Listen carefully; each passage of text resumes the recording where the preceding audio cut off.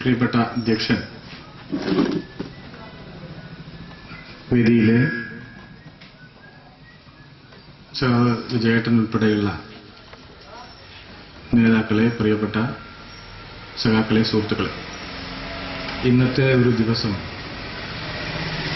വളരെ പ്രധാനപ്പെട്ട ഒരു ദിവസമാണ്. ലോകത്തെമ്പാടുമുള്ള തൊഴിലാളി വർഗത്തെ സംബന്ധിച്ച് അങ്ങേയറ്റം പ്രാധാന്യമർഹിക്കുന്ന ഈ ഒരു ദിനത്തിൽ ഈ പ്രദേശത്ത് ഉശിരോടെ ഇടതുപക്ഷ രാഷ്ട്രീയം ഉയർത്തിപ്പിടിച്ച് പ്രവർത്തിച്ച ഒരു തികഞ്ഞ മാർക്സിസ്റ്റായിരുന്ന സഖാവ് അരവിന്ദനെ അനുസ്മരിക്കുക എന്നുള്ളത് വളരെ പ്രാധാന്യമർഹിക്കുന്ന ഒരു കാര്യമാണ്. മരണപ്പെട്ട് 16 വർഷത്തിന് ശേഷവും ഒരു മനുഷ്യൻ അനുസ്മരിക്കപ്പെടുന്നുവെങ്കിൽ ഓർമ്മിക്കപ്പെടാൻ തക്കതായി അദ്ദേഹം ഈ ഭൂമിയിൽ എന്തെങ്കിലും അവശേഷിപ്പിച്ചു പോയി എന്നാണ് അതിന്റെ അർത്ഥം. കമ്മ്യൂണിസ്റ്റുകാരായ നമ്മെ സംബന്ധിച്ച് ഓർമ്മിക്കുക എന്നുള്ളത് ഒരു രാഷ്ട്രീയ പ്രവർത്തനമാണ്. തികഞ്ഞ മാർക്സിസ്റ്റായിരുന്ന ഈ പ്രദേശത്ത് കമ്മ്യൂണിസ്റ്റ് പാർട്ടിയുടെ പ്രവർത്തനങ്ങളിൽ സജീവമായ നേതൃത്വം കൊടുത്തിരുന്ന ഒരു മനുഷ്യനെ, ഒരു വിപ്ലവകാരിയെ, ഒരു രാഷ്ട്രീയ പ്രവർത്തനം എന്ന നിലയ്ക്ക് അനുസ്മരിക്കുന്നത് അങ്ങേയറ്റം ഭാരമുള്ള, ബുദ്ധിമുട്ടുള്ള ഒരു കാര്യമാണ് എന്നാദ്യം നാം തിരിച്ചറിയണം. കാരണം അനുസ്മരണം കമ്മ്യൂണിസ്റ്റുകാരെ സംബന്ധിച്ച് അനുസ്മരിക്കപ്പെടുന്ന വ്യക്തിയുടെ അപദാനങ്ങൾ വാഴ്ത്തലല്ല.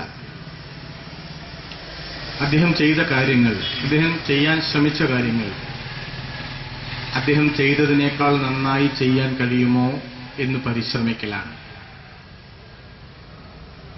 ആ ഒരു വിശാലമായ അർത്ഥത്തിൽ ഇന്നിവിടെ നാം സംസാരിക്കാൻ പോകുന്നത് കേരളം ഏറ്റവും ഗൗരവമായി ചർച്ച ചെയ്യേണ്ട ഒരു വിഷയത്തെ സംബന്ധിച്ചാണ്. ഒരു 10-15 വർഷത്തിനപ്പുറം നമ്മുടെ മതനിരപേക്ഷ ജനാധിപത്യ കേരള സമൂഹത്തിന് എന്തു സംഭവിക്കും എന്ന വലിയ ആശങ്ക എല്ലാ ജനാധിപത്യവാദികളും മതേതര വിശ്വാസികളും വെച്ചു പുലർത്തുന്ന ഒരു കാലത്താണ് നാം ജീവിക്കുന്നത്. എന്നുവെച്ചാൽ നമ്മുടെ ഈ കാലത്ത് കേരളീയ സമൂഹം നേരിടുന്ന ഏറ്റവും വലിയ വിപത്ത് എന്ന് പറയുന്നത് വർഗീയതയുടെ ഭീഷണിയാണ്. ജീവിതത്തിന്റെ സമസ്ത മണ്ഡലങ്ങളിൽ വർഗീയതയും ജാതീയതയും, ജാതിയല്ല ജാതീയതയും അതിന്റെ സമഗ്രമായ ആധിപത്യങ്ങൾ ആഴ്ത്താൻ പരിശ്രമിച്ചുകൊണ്ടിരിക്കുന്ന ഒരു സമയത്ത് വർഗീയതയെയും ജാതീയതയെയും ചെറുത്തു തോൽപ്പിച്ചാലല്ലാതെ മതനിരപേക്ഷ ജനാധിപത്യ സമൂഹം നിലനിൽക്കുകയില്ല എന്ന തിരിച്ചറിവ് കമ്മ്യൂണിസ്റ്റുകാരായ നമുക്ക് ഓരോരുത്തർക്കും ഉണ്ടാകേണ്ടത് അത്യാവശ്യമാണ്. എന്തുകൊണ്ടാണ് വർഗീയത വലിയ വിപത്തായി മാറുന്നത് എന്നതിന് പല പല ഉത്തരങ്ങളുണ്ട്. അതിലേറ്റവും പ്രധാനപ്പെട്ട ഉത്തരം, അഥവാ നാം ഒന്നാമതായി പരിഗണിക്കേണ്ട ഉത്തരം, അടിസ്ഥാനപരമായി വർഗീയത ജനാധിപത്യ വിരുദ്ധമാണ് എന്നുള്ളത് കൊണ്ടാണ്. അടിസ്ഥാനപരമായി വർഗീയത ജനങ്ങളെ വിഭജിക്കുന്നതിലും അവരുടെ ഐക്യം തകർക്കുന്നതിലും ആനന്ദം കണ്ടെത്തുന്ന ജനവിരുദ്ധമായ ഒരു പ്രത്യയ ശാസ്ത്രമാണ് എന്നുള്ളത് കൊണ്ടാണ്. അങ്ങനെ പറയുമ്പോൾ ഏതെല്ലാം തരത്തിലാണ് വർഗീയതയുള്ളത് എന്നും ആ വ്യത്യസ്തങ്ങളായിട്ടുള്ള വർഗീയതകൾ ഏതെല്ലാം തരത്തിലാണ് ഭീഷണിയായിട്ടുള്ളത് എന്നും തീർച്ചയായും ചർച്ച ചെയ്യേണ്ട വിഷയങ്ങളാണ്. നമ്മളിപ്പോൾ വർഗീയതയെപ്പറ്റി പറയുമ്പോൾ ഭൂരിപക്ഷ വർഗീയത, ന്യൂനപക്ഷ വർഗീയത എന്നെല്ലാം സാധാരണ വ്യവഹരിക്കാറുണ്ട്. ഉണ്ടാകുന്ന ഒരു ചോദ്യം, ഉണ്ടാകാനിടയുള്ളൊരു ചോദ്യം, ഇതിലേതാണ് ഏറ്റവും അപകടം പിടിച്ചത് എന്നുള്ളതാണ്. തീർച്ചയായും വർഗീയതയെ സംബന്ധിച്ചുള്ള ഒരു സെമിനാറിൽ, ഒരു ചർച്ചയിൽ ആദ്യമേ പറഞ്ഞു പോകേണ്ട ഒരു കാര്യം, എല്ലാ തരത്തിലുമുള്ള വർഗീയതയും ഒരുപോലെ അപകടകരം തന്നെയാണ് എന്നാണ്. അതിന് യാതൊരു സംശയവുമില്ല. അത് ഹിന്ദു വർഗീയതയായാലും ഇസ്ലാമിക വർഗീയതയായാലും ഇനി ക്രൈസ്തവ വർഗീയതയായാലും ഏത് തരത്തിലുമുള്ള വർഗീയതയും അടിസ്ഥാനപരമായി മതനിരപേക്ഷതയ്ക്കും ജനാധിപത്യത്തിനും എതിരാണ് എന്നുള്ളത് കൊണ്ട് എല്ലാ വർഗീയതയും എതിർക്കപ്പെടേണ്ടതാണ്. പക്ഷെ അത്തരം ഒരു പൊതു നിലപാടിൽ നിന്നുകൊണ്ട് അവിടെയും ഇവിടെയുമില്ലാതെ എന്തെങ്കിലും പറഞ്ഞു പോയതുകൊണ്ട് ഇന്ന് കേരളം നേരിടുന്ന സവിശേഷമായ വർഗീയ പ്രശ്നത്തെ നമുക്ക് അഭിമുഖീകരിക്കാനാകും എന്നെനിക്ക് തോന്നുന്നില്ല.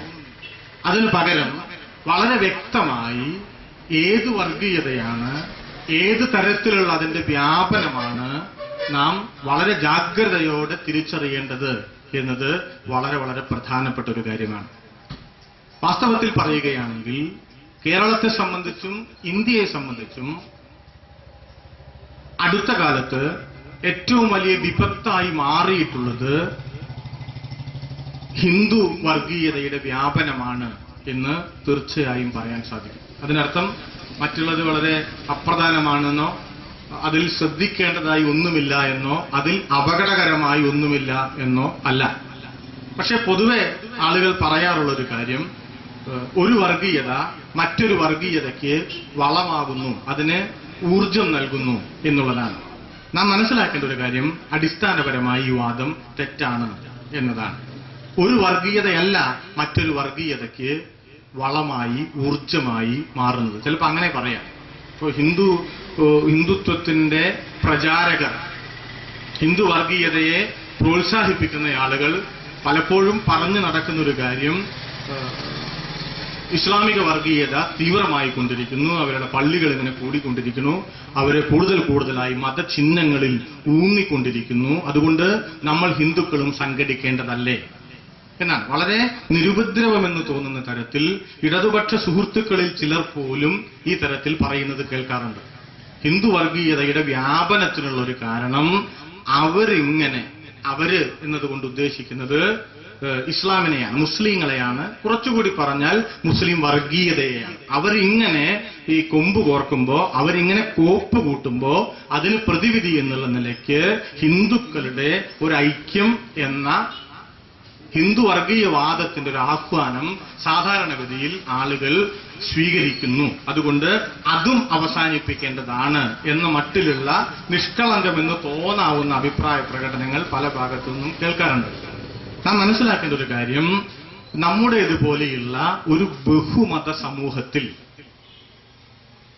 വർഗീയതയ്ക്ക് വളരാൻ മറ്റൊരു വർഗീയതയുടെ ആവശ്യമില്ല എന്നുള്ളതാണ്.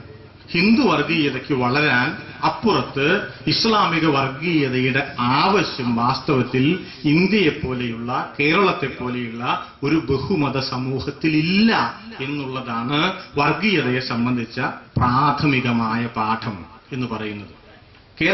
നമ്മുടെ രാജ്യത്തെ സംബന്ധിച്ച്, അത് കേരളത്തെ ആയാലും ഇന്ത്യയെ കുറിച്ചായാലും, ഹിന്ദു വർഗീയത ഒരു രാഷ്ട്രീയ പദ്ധതി എന്ന നിലയ്ക്ക് തന്നെ കഴിഞ്ഞ ഏതാനും ദശകങ്ങളായി അതിന്റെ വ്യാപനത്തിൽ വ്യാപൃതമായി കൊണ്ടിരിക്കുകയാണ് എന്ന് നാം മനസ്സിലാക്കണം. നമുക്ക് ഇപ്പൊ കേരളത്തിലൊക്കെ നമ്മൾ വർഗീയതയെ പറ്റി പറയുമ്പോൾ, ഇപ്പൊ നിങ്ങളുടെ ഇവിടെ ഈ കൊടിക്കുന്നത്ത് അല്ലെങ്കിൽ ഈ പരുതൂര് വർഗീയതയെ സംബന്ധിച്ച് പറയുമ്പോൾ എങ്ങനെയാണ് സാധാരണ നാം അതിനെ വിലയിരുത്തുക? എപ്പോഴും ഹിന്ദു വർഗീയതയെ ഒരു രാഷ്ട്രീയ പ്രതിഭാസം എന്നുള്ള നിലയ്ക്കാണ് നമ്മൾ കാണാറുള്ളത്. തീർച്ചയായും അതൊരു രാഷ്ട്രീയ പ്രതിഭാസം തന്നെയാണ്. പക്ഷെ അങ്ങനെ മാത്രം കാണുന്നതിന്റെ ഒരു കുറവ് വർഗീയതയുടെ വ്യാപനത്തെ, അതിന്റെ സ്വാധീനത്തെ രാഷ്ട്രീയമായി മാത്രം ഒതുക്കാനുള്ള, ചുരുക്കാനുള്ള ഒരു പ്രവണത അതിലുണ്ട് എന്നുള്ളതാണ്. ഇപ്പൊ നമ്മളിവിടെ പറയുമ്പോൾ ഹിന്ദു വർഗീയത ഒരു ഭീഷണിയാണ് എന്ന് ചിലപ്പോൾ നമുക്ക് തോന്നില്ല. അങ്ങനെ തോന്നാതിരിക്കാനുള്ള ഒരു കാരണം, എന്റെ വാർഡിൽ അല്ലെങ്കിൽ എന്റെ പ്രദേശത്ത് RSS ഒന്നും കാര്യമായിട്ടില്ല. ഞങ്ങളുടെ പഞ്ചായത്തിൽ ഒരു 10, 20, 25 കൊല്ലത്തിന് BJP തിരഞ്ഞെടുപ്പിൽ ജയിക്കാൻ പോകുന്നില്ല. കേരള നിയമസഭയിൽ അവർക്ക് അടുത്തൊന്നും അക്കൗണ്ട് തുടങ്ങാൻ സാധിക്കില്ല. നമ്മൾ തമാശയായി പറയാറുണ്ട്, അക്കൗണ്ട് എങ്ങാനും തുടങ്ങണമെങ്കിൽ സ്റ്റേറ്റ് ബാങ്കിലെങ്ങാനും പോയി തുടങ്ങണം. BJPക്ക് കേരള നിയമസഭയിൽ ഒരു അക്കൗണ്ട് തുടങ്ങാൻ അടുത്ത കാലത്ത് സാധിക്കില്ല. പാർലമെന്റിലേക്ക് കേരളത്തിൽ നിന്നൊരു സീറ്റ് കിട്ടില്ല. ഇക്കാരണം കൊണ്ടൊക്കെ ഒരു രാഷ്ട്രീയ രൂപം എന്നുള്ള നിലയ്ക്ക് ഹിന്ദു വർഗീയത വലിയ അപകടം പിടിച്ചതല്ല, അല്ലെങ്കിൽ അത്രമാത്രം അപകടം പിടിച്ചതല്ല. ഇപ്പോൾ നിയന്ത്രണ വിധേയമാണ് എന്ന ഒരു ധാരണ ഇടതുപക്ഷ വൃത്തങ്ങളിൽ പോലും വ്യാപകമാണ് എന്നതാണ് ഒരു യാഥാർത്ഥ്യം. പക്ഷെ നാം മനസ്സിലാക്കേണ്ട ഒരു കാര്യം, നമ്മുടെ സമൂഹത്തിൽ വർഗീയതയുടെ ആധിപത്യം, പ്രത്യേകിച്ച് ഹിന്ദു വർഗീയതയുടെ ആധിപത്യം രാഷ്ട്രീയ മണ്ഡലത്തിൽ മാത്രം പരിശോധിക്കുന്നതിൽ അർത്ഥമില്ല. നിങ്ങളുടെ പഞ്ചായത്തിൽ RSSന്റെ സംഘടനാ രൂപം എത്രയുണ്ട് എന്നതുമായി ബന്ധപ്പെടുത്തി മാത്രം ഈ പഞ്ചായത്തിലെ ഹിന്ദു വർഗീയതയുടെ ഭീഷണിയെ വിലയിരുത്താൻ പാടില്ല എന്നാണ് ഞാൻ സൂചിപ്പിക്കുന്നത്. ചിലപ്പോൾ അതിന്റെ അംഗസംഖ്യ കുറവായിരിക്കാം, ഒരു വാർഡിൽ 5 ആളെ ഉണ്ടാവുള്ളൂ, അല്ലെങ്കിൽ പഞ്ചായത്തിൽ 15 ആളെ ഒരു സംഘടന എന്നുള്ള നിലയ്ക്ക് ഉണ്ടാവുകയുള്ളൂ. പക്ഷേ അതിന്റെ ഈ രാഷ്ട്രീയ സംവിധാനത്തിന്റെ വലുപ്പവുമായി താരതമ്യം ചെയ്താൽ ഹിന്ദു വർഗീയതയുടെ, ഹിന്ദുത്വത്തിന്റെ ആശയമണ്ഡലം എന്ന് പറയുന്നത് ഒരുപാട് വലിയതാണ്, വിപുലമായതാണ് എന്ന് നാം കാണണം. ഇതെങ്ങനെയാണ് സാധ്യമാകുന്നത്? ഇത് സാധ്യമായതിന്റെ ഒരു കാരണം ഹിന്ദു വർഗീയത അതിന്റെ ആധിപത്യം നേടാൻ പരിശ്രമിക്കുന്നത് രാഷ്ട്രീയ പ്രവർത്തനങ്ങളിലൂടെ അല്ല എന്നുള്ളത് കൊണ്ടാണ്. മറിച്ച് സാമൂഹ്യ പ്രവർത്തനത്തിലൂടെയും സാംസ്കാരിക പ്രവർത്തനത്തിലൂടെയുമാണ് പരുതൂര് മാത്രമല്ല, കേരളത്തിൽ മാത്രമല്ല, ഇന്ത്യയിലെമ്പാടും ഹിന്ദു വർഗീയത ആധിപത്യം ഉറപ്പിക്കാൻ പരിശ്രമിച്ചുകൊണ്ടിരിക്കുന്നതും പലയിടങ്ങളിലും വിജയം വരിച്ചിട്ടുള്ളതും എന്നത് കമ്മ്യൂണിസ്റ്റുകാരായ നാം വളരെ ജാഗ്രതയോടെ തിരിച്ചറിയേണ്ട ഒരു യാഥാർത്ഥ്യമാണ്. ഇതെങ്ങനെയാണ് സാധ്യമാകുന്നത്? ഇപ്പോ നമ്മുടെയൊക്കെ നാട്ടില് കഴിഞ്ഞൊരു 10, 20 വർഷത്തെ ഒരു അനുഭവം എടുത്തു നോക്കിയാൽ മുമ്പില്ലാത്ത വിധത്തിൽ നമ്മുടെ തെരുവുകൾ പോലും മതചിഹ്നങ്ങളെ കൊണ്ട് നിറഞ്ഞു കവിയുന്നതായി കാണാൻ പറ്റും. എല്ലാ പൊളിഞ്ഞു കിടക്കുന്ന അമ്പലങ്ങളും പുനരുദ്ധരിക്കുന്നതായി കാണാൻ പറ്റും. മുക്കിന് സപ്താഹ യജ്ഞങ്ങൾ നടക്കുന്നതായി കാണാൻ പറ്റും. കഴിഞ്ഞൊരു 5, 8 വർഷം ഇപ്പുറത്തെടുത്താൽ ഇപ്പൊ ഒരു 2-3 മാസം മുമ്പാണ് പാലക്കാട് ഒരു വലിയ യാഗം നടന്നത്. ലക്ഷക്കണക്കിന് ആളുകൾ പങ്കെടുത്തു എന്നാണ് പറയുന്നത്. പാലക്കാട് മാത്രമല്ല, നമ്മുടെ സംസ്ഥാനത്തിന്റെ വിവിധ ഭാഗങ്ങളിൽ അതുപോലെയുള്ള യാഗങ്ങൾ നടക്കുകയാണ്, യജ്ഞങ്ങൾ നടക്കുകയാണ്, ഗീതാ ക്ലാസുകൾ നടക്കുകയാണ്, പ്രഭാഷണങ്ങൾ നടക്കുകയാണ്. സ്വാമിമാരും ആൾദൈവങ്ങളും അമ്മയും അമ്മായിയുമെല്ലാം ഉണ്ടായിക്കൊണ്ടിരിക്കുകയാണ്.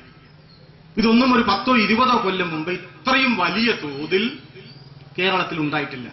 എന്തുകൊണ്ടാണ് ഇത്തരം ആത്മീയ പ്രഭാഷണങ്ങൾ, യാഗങ്ങൾ, യജ്ഞങ്ങൾ, ഗീതാ ക്ലാസുകൾ, ഭാഗവത സപ്താഹങ്ങൾ, പുനരുദ്ധാരണ ശ്രമങ്ങൾ കഴിഞ്ഞൊരു 20 വർഷക്കാലമായി നടന്നുകൊണ്ടിരിക്കുന്നത്?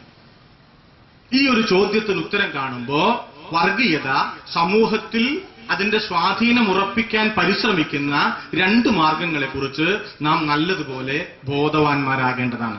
2 തരത്തിലുള്ള അനുയായികളാണ് ഹിന്ദു വർഗീയതയ്ക്ക് നമ്മുടെ നാട്ടിലുള്ളത്, നിങ്ങളുടെ ഇടയിലുള്ളത് എന്ന് നല്ലതുപോലെ മനസ്സിലാക്കണം. അതിലൊന്നാമത്തെ അനുയായികൾ തീർച്ചയായും വർഗീയവാദികളായിട്ടുള്ള ആളുകളാണ്. ഹിന്ദു വർഗീയതയുടെ രാഷ്ട്രീയ അജണ്ടയെ, രാഷ്ട്രീയ ആശയത്തെ പിൻപറ്റുന്നവരാണ്. അവർ RSSന്റെ അല്ലെങ്കിൽ വിശ്വ ഹിന്ദു പരിഷത്തിന്റെ അതുപോലെയുള്ള വർഗീയ പ്രസ്ഥാനങ്ങളുടെ പ്രവർത്തകരാണ്. അനുഭാവികളല്ല, പ്രവർത്തകരാണ്.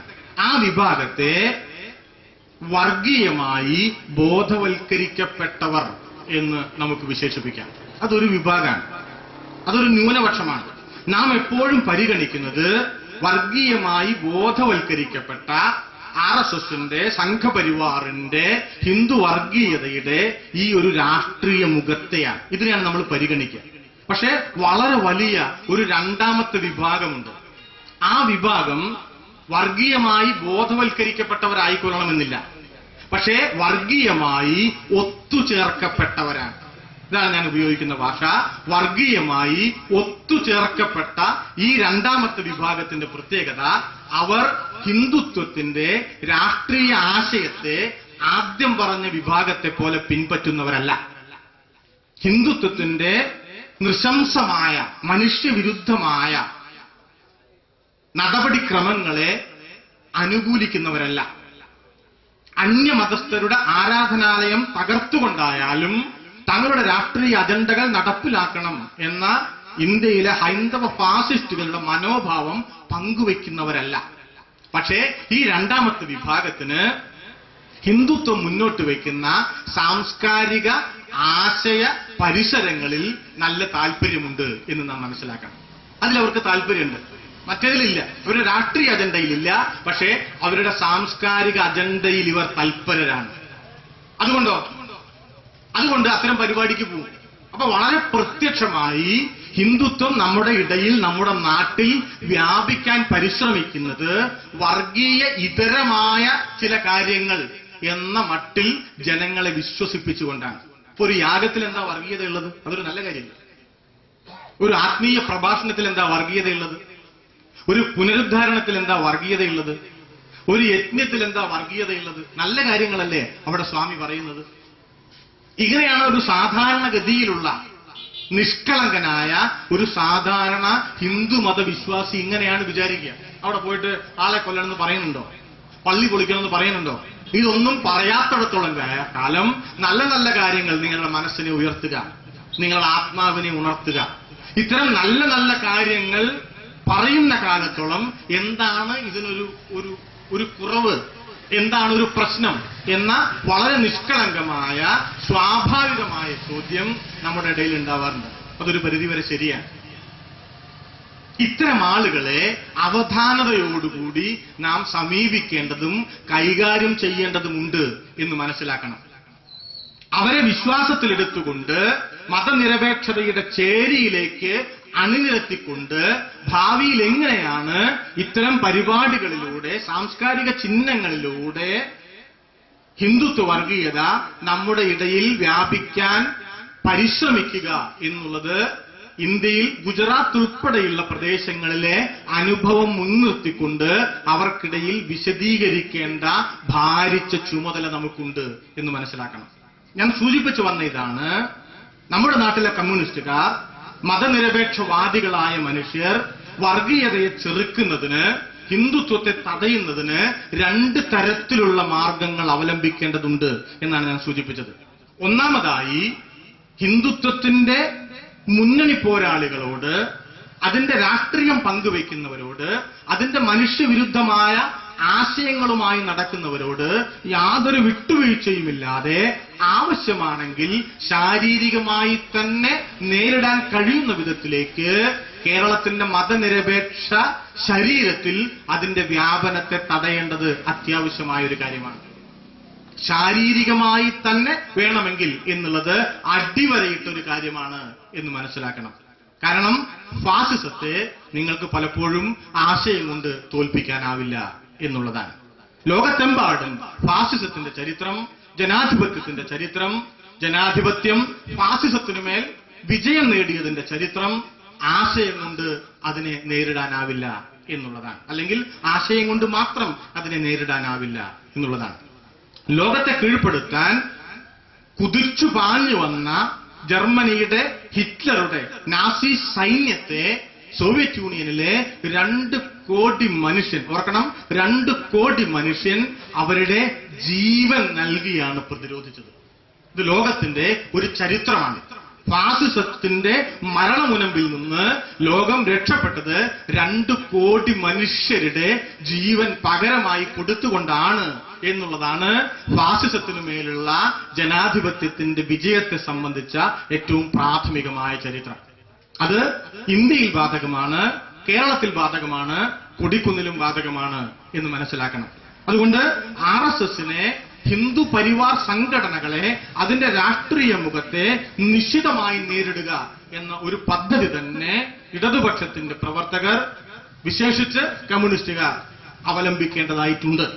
പക്ഷേ രണ്ടാമത്തെ വിഭാഗത്തിൽപ്പെട്ട ആളുകളെ, വർഗീയമായ കാരണങ്ങളാൽ ഒത്തുചേർക്കപ്പെടുന്നവരെ, വളരെ പ്രകടമായി വർഗീയതയുടെ രാഷ്ട്രീയ ആശയം ഇപ്പോൾ പങ്കുവച്ചിട്ടില്ലാത്തവരെ, എന്നാൽ ഭാവിയിൽ അതിന് സാധ്യതയുള്ളവരെ ആ തരത്തിൽ പരിഗണിക്കാനാവില്ല.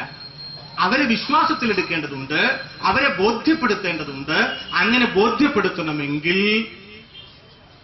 ഇടതുപക്ഷ രാഷ്ട്രീയ പ്രവർത്തനം നാം ഇന്ന് നടത്തുന്ന രീതിയിൽ നിന്ന് വർഗീയതക്കെതിരായ അതിന്റെ പോരാട്ടങ്ങളിലെങ്കിലും, വർഗീയതക്കെതിരായ അതിന്റെ സമരങ്ങളിലെങ്കിലും ചില വ്യതിയാനങ്ങൾ, ചില വ്യത്യാസങ്ങൾ ആവശ്യപ്പെടുന്നുണ്ട് എന്നുള്ളതാണ് യാഥാർത്ഥ്യം.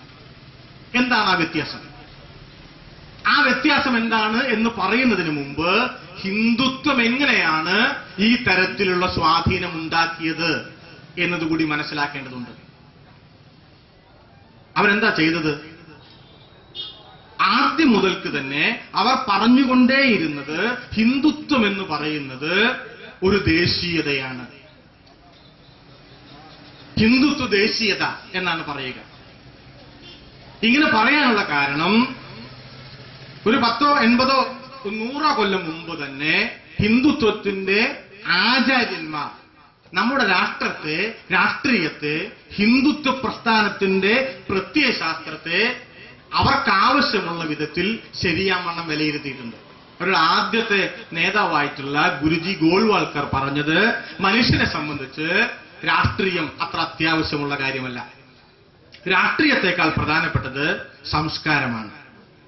രാഷ്ട്രീയത്തിന്റെ മുകളിൽ സംസ്കാരത്തെ എടുത്തു വെക്കാൻ ഒരു പ്രത്യേക കാരണമുണ്ട്. അതൊരു അജണ്ടയുടെ ഭാഗമായിട്ടാണ്. എന്താണ് കാരണം?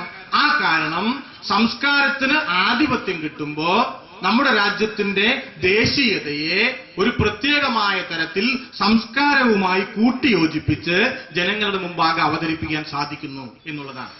ഇന്ത്യൻ ദേശീയത എന്ന് പറയുന്നത് ഹിന്ദു ദേശീയതയാണ് എന്ന് വരുന്നു.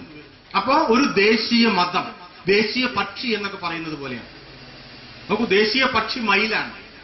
നിങ്ങൾക്കൊരു കാക്കയെ കൊല്ലാം, കാക്ക ഒരു ദേശീയ പക്ഷിയല്ല, പക്ഷെ മയിലിനെ തൊടാൻ പറ്റില്ല. മയിൽ ഒരു ദേശീയ പക്ഷിയാണ്.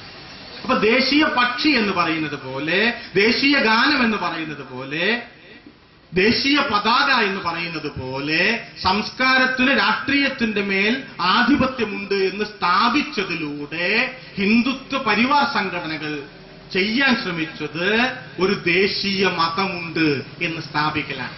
ആ ദേശീയ മതം ഞങ്ങൾ പറയുന്ന ഇന്ന തരത്തിൽ വ്യവഹരിക്കപ്പെടുന്ന, ഇന്ന തരത്തിൽ മുന്നോട്ട് പോകുന്ന പ്രത്യയശാസ്ത്രമുള്ള ഹിന്ദുത്വമാണ് എന്ന് പറയാൻ. ആ ഹിന്ദുത്വത്തെ പിൻപറ്റുന്നവരാണ് ഞങ്ങൾ RSSകാർ, ഞങ്ങൾ വിശ്വ ഹിന്ദു പരിഷത്തുകാർ, ഞങ്ങൾ BJPക്കാർ, ഞങ്ങൾ മറ്റു പരിവാർ സംഘടനകൾ എന്ന് പറയുമ്പോൾ രാഷ്ട്രീയത്തിനുപരിയായി സംസ്കാരത്തിന്റെ ഒരു തലത്തിൽ, ദേശീയതയുടെ ഒരു തലത്തിൽ ഇവരെ പരിഗണിക്കാവുന്നതാണ് എന്നൊരു തോന്നലിലേക്ക് രാഷ്ട്രീയത്തിൽ താല്പര്യമില്ലാത്ത ഒരു സാധാരണ മനുഷ്യനെ കൂടി ആകർഷിക്കാൻ അവർക്ക് സാധിക്കുന്നു എന്നുള്ളതാണ്. അങ്ങനെ സാധിക്കുകയും ചെയ്തിട്ടുണ്ട്. ഇത് വളരെ പ്രധാനപ്പെട്ട ഒരു കാര്യമാണ്. അപ്പോ ഹിന്ദുത്വത്തിന്റെ വ്യാപനത്തിന് ഏറ്റവും പ്രധാനപ്പെട്ട അടിത്തറയായി മാറിയത് രാഷ്ട്രീയവും സംസ്കാരവും തമ്മിലുള്ള ഈ ഒരു കൂടിക്കുഴയിലൂടെയാണ്. ഇങ്ങനെ കൂടിക്കുഴഞ്ഞു കിടക്കുകയാണ് മതം, മതചിന്തകൾ, മതബോധം, ഇതെല്ലാം കൂടിക്കുഴഞ്ഞു കിടക്കുകയും ഈ മതത്തെയെല്ലാം ഞങ്ങൾ നിർവചിക്കുകയും ഞങ്ങൾ വ്യാഖ്യാനിക്കുകയും ചെയ്യും എന്ന് വന്നതോടുകൂടി സംസ്കാരത്തെപ്പറ്റി, ദേശീയതയെപ്പറ്റി, മതത്തെപ്പറ്റി, വിശ്വാസത്തെപ്പറ്റി പിന്നെ മിണ്ടാൻ പറ്റില്ല എന്നുള്ള അവസ്ഥ വന്നിരിക്കുകയാണ്. നോക്കൂ, ഇന്ന് എന്തുകൊണ്ടാണ് നാം കാണുന്ന വിധത്തിലുള്ള ഇത്രയും ഭീഷണമായ തോതിലുള്ള മതാത്മകമായ ചിഹ്നങ്ങളെ കൊണ്ട് നമ്മുടെ പൊതുസമൂഹമാകെ, പൊതുമണ്ഡലമാകെ നിറഞ്ഞു കവിഞ്ഞിരിക്കുന്നത് എന്ന് ആലോചിക്കേണ്ടതാണ്. അങ്ങനെ ആലോചിക്കുന്നതിന് മുമ്പ് കേരളം നടന്നു വന്ന തീ പിടിച്ചൊരു വഴിയെക്കുറിച്ച് ചെറിയൊരു ധാരണ ഉണ്ടാകേണ്ടത് നല്ലതാണ്. ഒരു നൂറ്റാണ്ട് മുമ്പാണ് സ്വാമി വിവേകാനന്ദൻ കേരളത്തെ ഭ്രാന്താലയം എന്ന് വിശേഷിപ്പിച്ചത്. അദ്ദേഹം അങ്ങനെ വിശേഷിപ്പിക്കാനുള്ള കാരണം ജാതിയുടെ, മതത്തിന്റെ, അന്ധവിശ്വാസത്തിന്റെ, തൊട്ടുകൂടായ്മയുടെ, തീണ്ടലിന്റെ, യുക്തിരഹിതമായ ആചാരങ്ങളിൽ പെട്ട് വട്ടം തിരിയുന്ന മലയാളിയുടെ ദൈന്യ ജീവിതത്തെയാണ്, യുക്തിരഹിത ജീവിതത്തെയാണ് ഭ്രാന്താലയം എന്ന ഒരൊറ്റ വാക്കിലൂടെ വിവേകാനന്ദൻ സൂചിപ്പിച്ചത്. ഒറ്റ വാക്കിലൂടെ അദ്ദേഹം സൂചിപ്പിച്ചത് ഈ ഒരു കാര്യമാണ്. അന്നത്തെ കാലത്ത് ജീവിത സങ്കല്പത്തിന്റെ ഏറ്റവും അടിത്തട്ടിലാണ് മനുഷ്യനുണ്ടായിരുന്നത്. ഒരു 10, 80, 90 കൊല്ലം മുമ്പേ ചില ജാതിയിൽപ്പെട്ട ആളുകൾക്ക് വഴിയിലൂടെ നടക്കാൻ പാടില്ല, കിണറ്റിൽ നിന്ന് വെള്ളം എടുത്ത് കുടിക്കാൻ പാടില്ല, സ്കൂളിൽ അവരുടെ കുട്ടികളെ പറഞ്ഞയക്കാൻ പാടില്ല, എത്ര ഭക്തനായാലും കൊടിക്കുന്ന അമ്പലത്തിൽ കയറി തൊഴുകാൻ പറ്റില്ല. ഇതൊരു 100 കൊല്ലം മുമ്പത്തെ കാര്യമാണ് പറയുന്നത്. അവിടെ മാനദണ്ഡം നിങ്ങളുടെ ഭക്തിയല്ല, നിങ്ങളുടെ ജാതിയാണ്. ഗുരുവായൂർ അമ്പലത്തിൽ കയറാൻ പറ്റുന്നതിന്റെ മാനദണ്ഡം ഗുരുവായൂരപ്പനോട് നിങ്ങൾക്ക് ഭക്തിയുണ്ടോ അതോ വിഭക്തിയാണോ ഉള്ളത് എന്നല്ല, നിങ്ങളുടെ ജാതി ഏത് എന്നതാണ്. നിങ്ങളുടെ കുഞ്ഞിനെ സ്കൂളിൽ അയക്കുന്നതിന്റെ മാനദണ്ഡം നിങ്ങളുടെ കുട്ടി മിടുക്കനാണോ മിടുക്കിയാണോ പഠിക്കാൻ ശേഷിയുള്ള ആളാണോ എന്നുള്ളതല്ല, നിങ്ങളുടെ ജാതി ഏത് എന്നുള്ളതാണ്. എന്ന് വെച്ചാൽ ജീവിത സങ്കല്പത്തിന്റെ ഏറ്റവും അടിത്തട്ടിലായിരുന്നു മനുഷ്യൻ. അതിനു മുകളിൽ ജാതിയുണ്ട്, മതമുണ്ട്, ജാതി ആചാരങ്ങളുണ്ട്, വിശ്വാസമുണ്ട്, അന്ധവിശ്വാസമുണ്ട്. ഇതിങ്ങനെ അട്ടിയായിട്ട് കിടക്കുകയാണ്. ഇത്തരം ഒരു സന്ദർഭത്തിലാണ് കേരളത്തെ ഇളക്കി മറിച്ചുകൊണ്ട് നവോത്ഥാനം കടന്നു വരുന്നത്.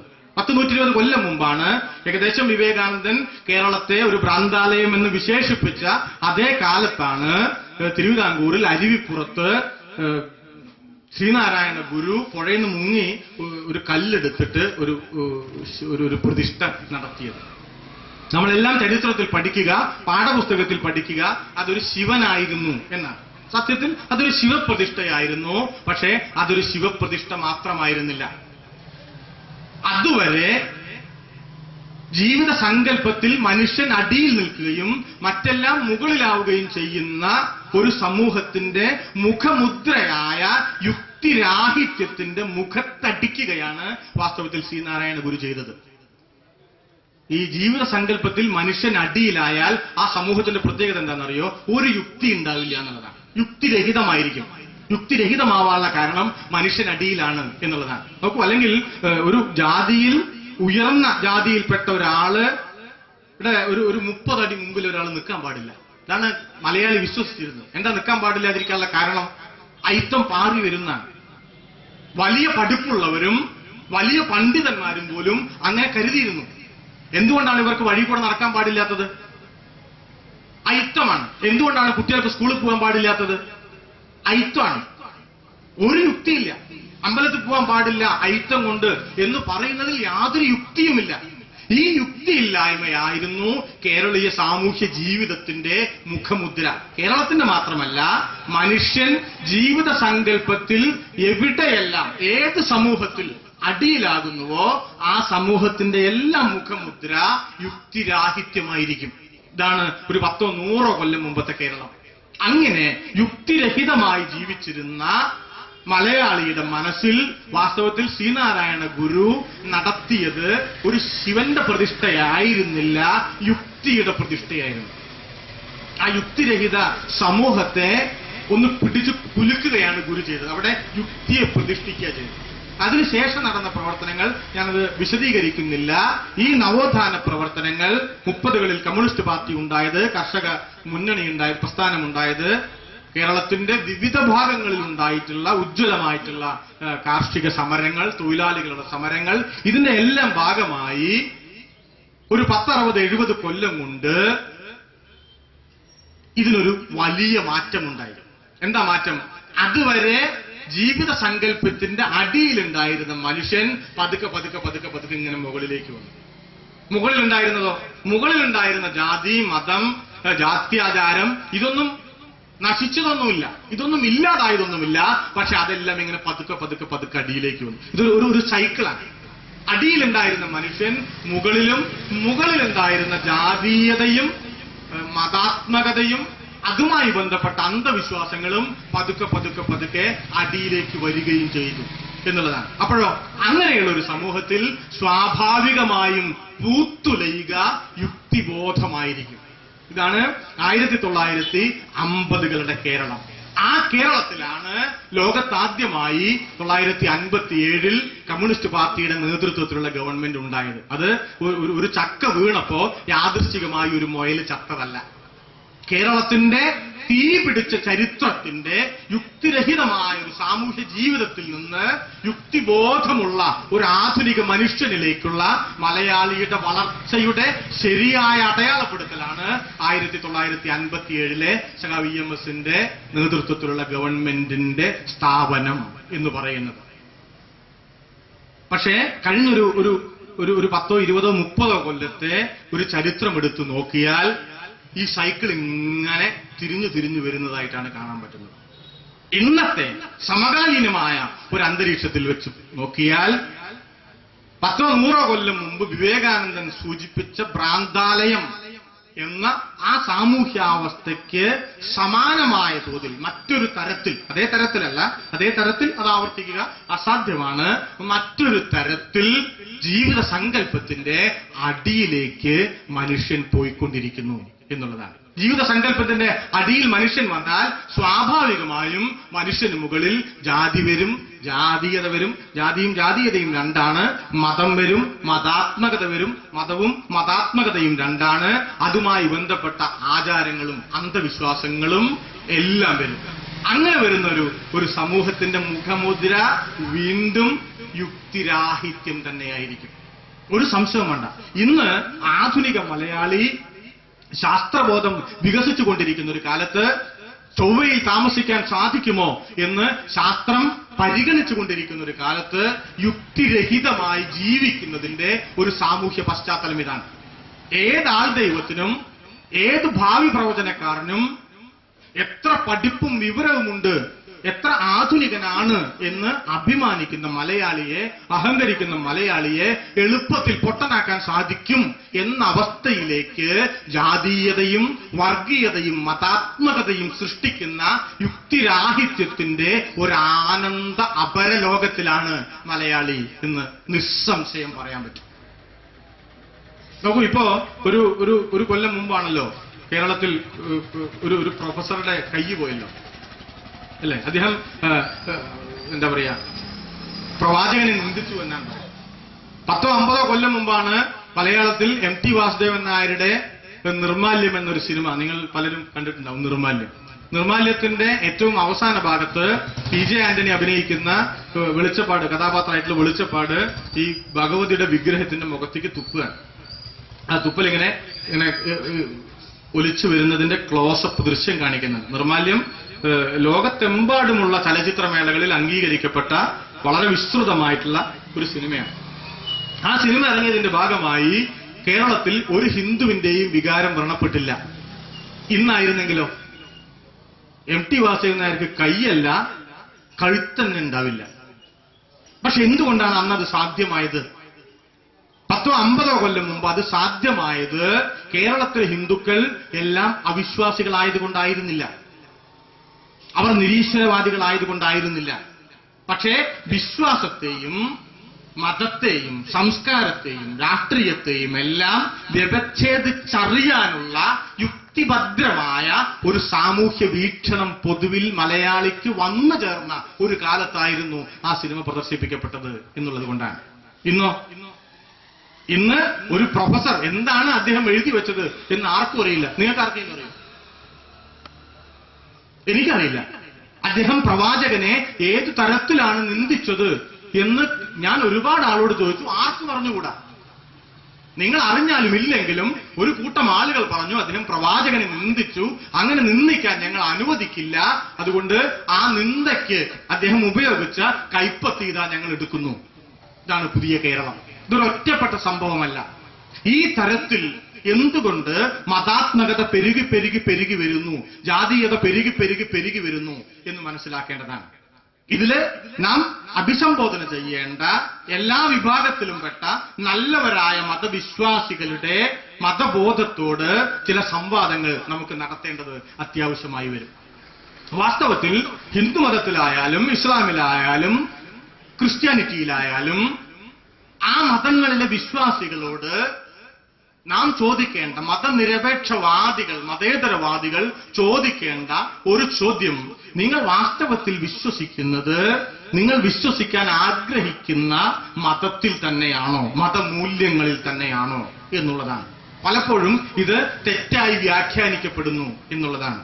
ഹിന്ദു വർഗീയവാദികൾ ഹൈന്ദവ പ്രസ്ഥാനങ്ങൾ വ്യാഖ്യാനിച്ചുണ്ടാക്കുന്ന മറ്റൊരു ഹിന്ദുമതത്തിലാണ്, ആ ഹിന്ദുമതത്തിന്റെ മതാത്മകതയിലാണ് വാസ്തവത്തിൽ വലിയൊരു വിഭാഗം വിശ്വാസികൾ ഇപ്പോൾ വിശ്വസിച്ചുകൊണ്ടിരിക്കുന്നത് എന്നുള്ളതാണ്. വളരെ പ്രസിദ്ധയായിട്ടുള്ള ഒരു ചരിത്രകാരി റൊമിലോ താപ്പർ, അവർ ഈ ഹിന്ദുമതത്തെ സിൻഡിക്കേറ്റഡ് ഹിന്ദുമതം എന്നാണ് വിളിക്കുന്നത്. യഥാർത്ഥ ഹിന്ദുമതമല്ല, സനാതന മൂല്യങ്ങളുള്ള നൂറുകണക്കിന് വർഷങ്ങളായി നിലനിൽക്കുന്ന ഹിന്ദുമതവുമായി സംഘപരിവാർ ശക്തികൾ മുന്നോട്ട് വെക്കുന്ന ഈ സിൻഡിക്കേറ്റഡ് ഹിന്ദുമതത്തിന് യാതൊരു ബന്ധവുമില്ല. ഉണ്ട് എന്ന് പ്രചരിപ്പിക്കുകയാണ്. ആ പ്രചരിപ്പിക്കുന്നതിന്റെ ഭാഗമായി ഇല്ലാത്ത സാംസ്കാരിക ചിഹ്നങ്ങൾ ജനങ്ങൾക്കിടയിൽ പ്രചരിപ്പിക്കാനും അതുവഴി തങ്ങളുടെ വർഗീയ രാഷ്ട്രീയത്തിലേക്ക് അവരെ ആകർഷിപ്പിക്കാനുമുള്ള തീവ്രമായ പരിശ്രമത്തിൽ അവർ ഏർപ്പെട്ടുകൊണ്ടിരിക്കുകയാണ്. അത്തരമൊരു സന്ദർഭത്തിൽ ഈ വിശ്വാസികളെ നാം അഭിസംബോധന ചെയ്യേണ്ടതുണ്ട്.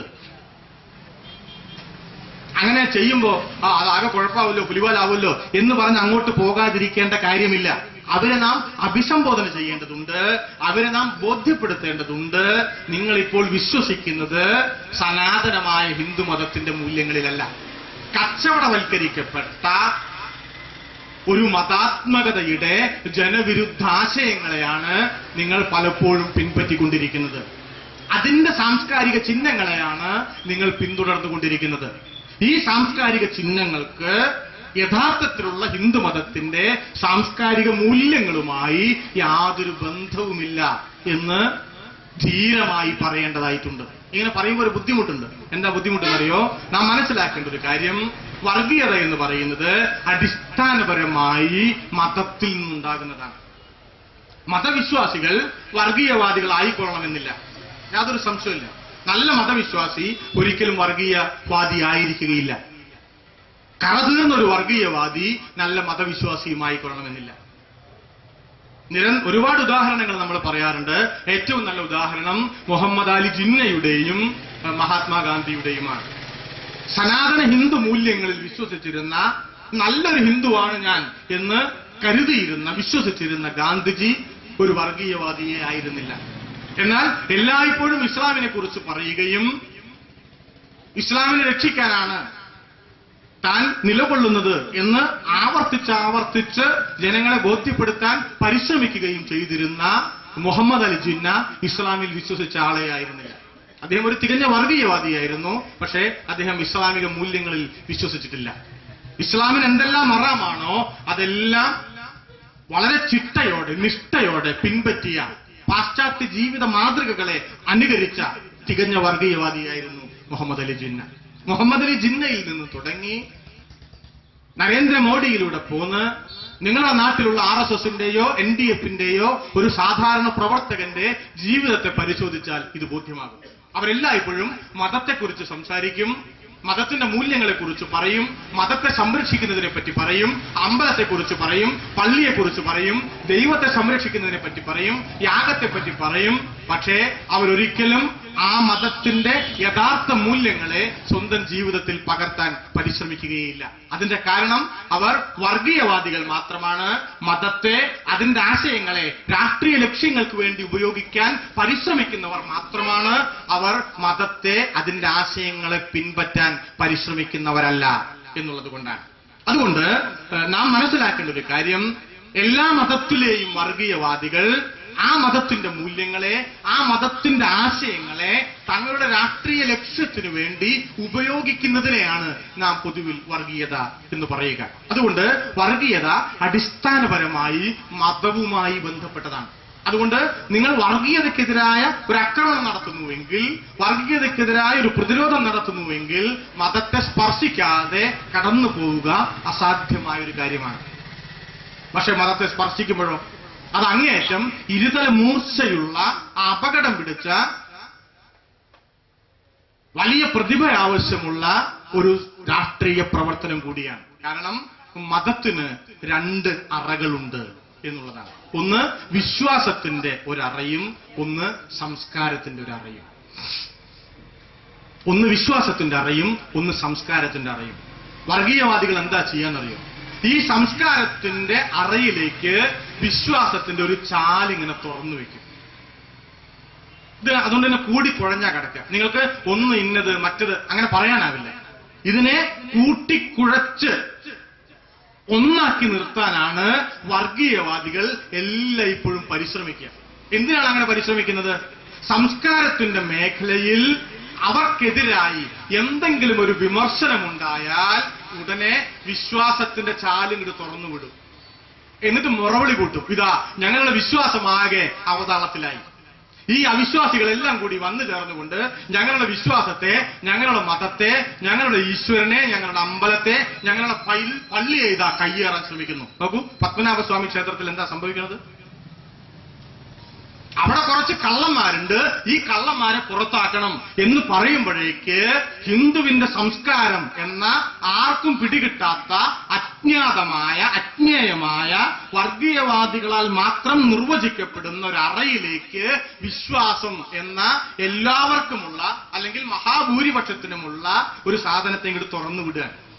മറ്റേതാർക്കും പിടികിട്ടില്ല. സംസ്കാരം എന്നൊക്കെ പറയുമ്പോൾ ആർക്കാ അറിയണത്? ആർക്കാ അത് തർക്കിക്കാനുള്ള താല്പര്യം?